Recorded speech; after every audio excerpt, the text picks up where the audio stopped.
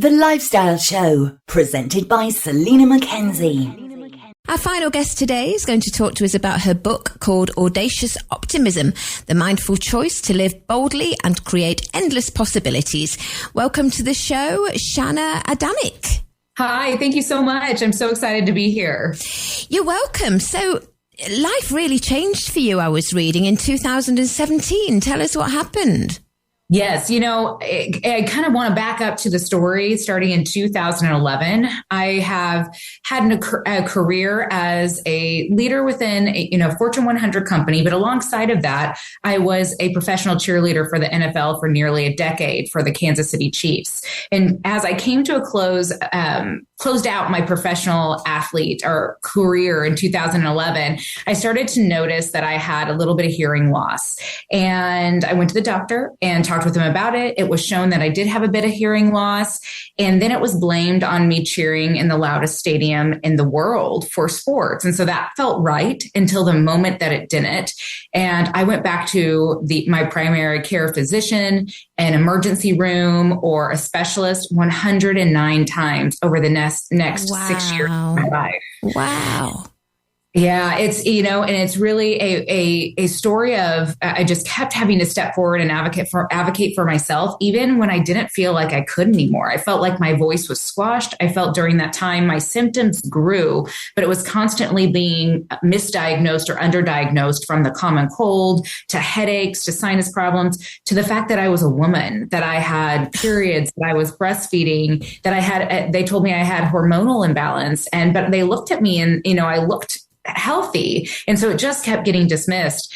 And it was even missed on a brain scan that I had, that I did have a brain tumor. And so finally, after seeing a celebrity interview on national television, I pushed one more time to get to a specialist. And I went to the specialist. I read them this story of the last 6 years of my life and how much this was growing, these symptoms and this pain. And I didn't understand what was happening, from the headaches to the dizziness to the vertigo to the loss of speech. And finally, the doctor said, he's like, we're getting you into an MRI right now. And 20 minutes after that MRI, he told me that I had a 4.5 centimeter brain tumor that was compressing my brain stem.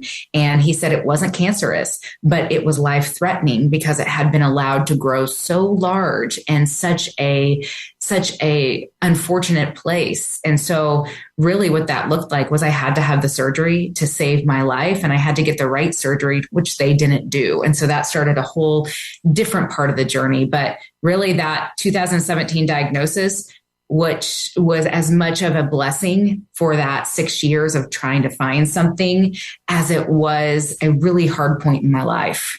But it makes you wonder. I mean, you shouldn't have been left 6 years, because, of course, it had 6 years to grow. If they'd have caught it earlier, it might have been a little easier. But, if you hadn't have pushed, if you hadn't have gone, because we do trust the medical profession, don't we? We do. And, and I think that there's some a bit of grace in that too, because everyone's trying to do their best, and there's a lot of demand on doctors right now, and there's a lot of different things happening from noise that we've developed from technology in the medical world. But it's also I hope that it's going to get better with some improvements that we're making in the way that we're transforming healthcare. But it really is and was a disconnected story of care, where one appointment wasn't leading to the next. And no one was connecting those dots, including me. And I mean, I didn't know what to look for, but it was disconnected. So you had the surgery. Did they manage to remove the whole tumor? They did. So in 2018, right after Christmas, I went into a surgery. And the reason they let me wait till right after Christmas, because I had two small children at 3 and 1, and that was the longest I could wait for that surgery. My son's birthday is also Christmas Day. And so it was with all of those emotions that you can imagine too. I remember leaving for the hospital, and my daughter at the time had just started to learn to say the words. Like, she broke the code, like she's putting sentences together.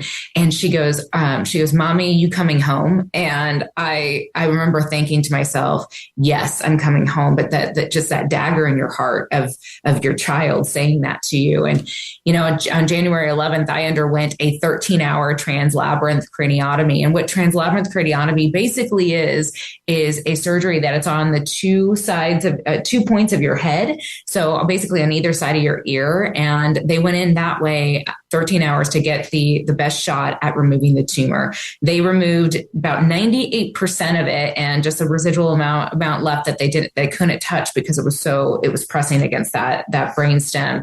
But I woke up to a new reality. I woke up to I was permanently deaf on my right side, facial paralysis, had problems with my motor skills, had to regain those, was given a less than 4% chance of regaining back my facial function on that side.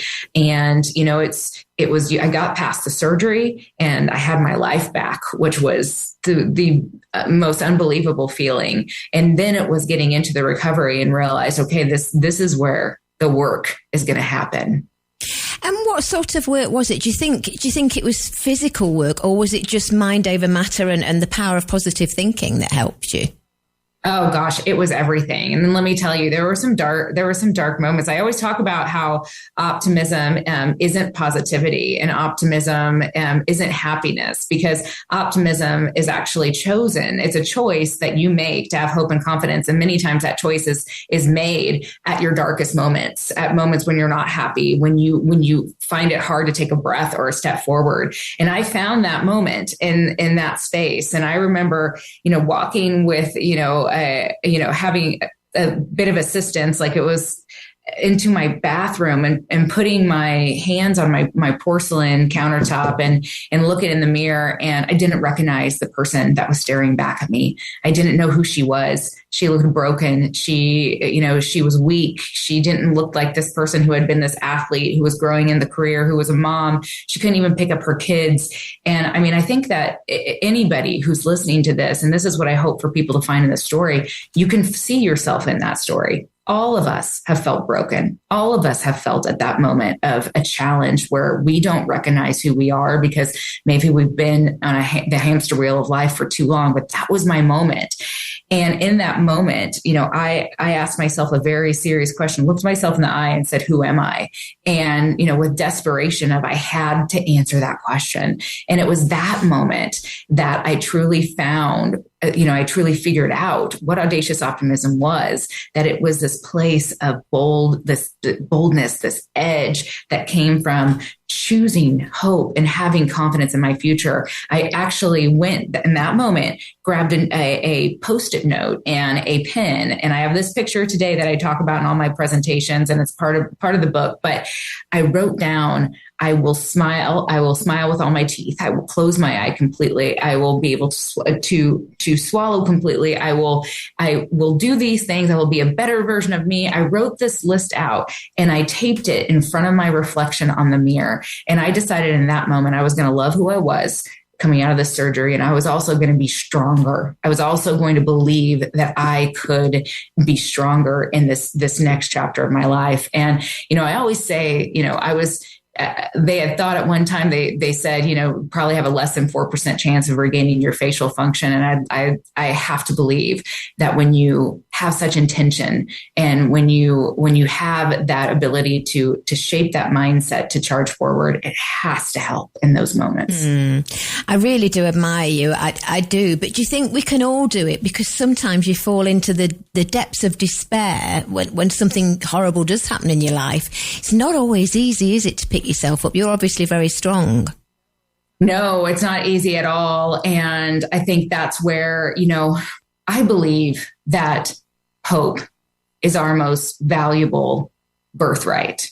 It is the one thing that you can lose your house, you can lose your job, you can lose your title, you can lose your followers on social media, you can lose your friends, you can lose your money, but you can, and you can lose the worst thing in the world, and that's the people you love. But the one thing you can't lose is that ability to choose hope. And sometimes that hope looks like the ability to just put one foot in front of the other to say, okay, I'm going to just go on and continue on to this day. I'm just going to breathe in and out. I'm just going to move forward. When I was writing this book at the very tail end of, I was going through all of these different editing points, with my publisher, and my best friend, Crystal Anderson, who I had was a cheerleader with me, but also actually was an engineer working at the same company I did.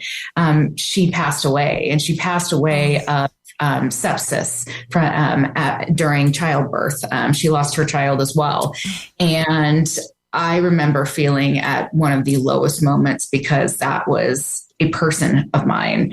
And I remember thinking, as I'm writing this, this really is about optimism is not happiness and it's not positivity, but it's the belief that something will get better. It's the belief that if you just put that foot in front of the other, that there is hope, that you can have confidence in yourself again.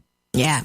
Well, I think you're pretty amazing. And I know that you are an executive director of a foundation that removes barriers to life-changing and sometimes life-saving healthcare for children all around the world. Can you tell us a bit about that? Yes, absolutely. Oracle Health Foundation focused on exactly that, removing barriers to healthcare for children around the world. We are focused on those barriers, removing financial barriers to provide life-saving and life-changing care. And that's anything from, getting those children the hearing aids they need to liver transplants. We want to connect that care for the children. Healthcare around the world is hard. It's complex. It's different in every single space. And so what we want to do is try to make it as easy as possible on those families who desperately need us and desperately need good, dignified care. And that's what we're here to do. Since starting the foundation many decades ago, we've provided over $50 million in grants to 19,000 children in 107 countries. We are committed to helping those kids get the health care that they need.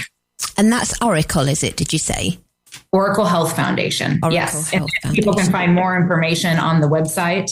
It's out there, and that's our pediatric grants that I just referenced. And then we have some other programs that are focused in specific areas, but our pediatric grants are a global effort.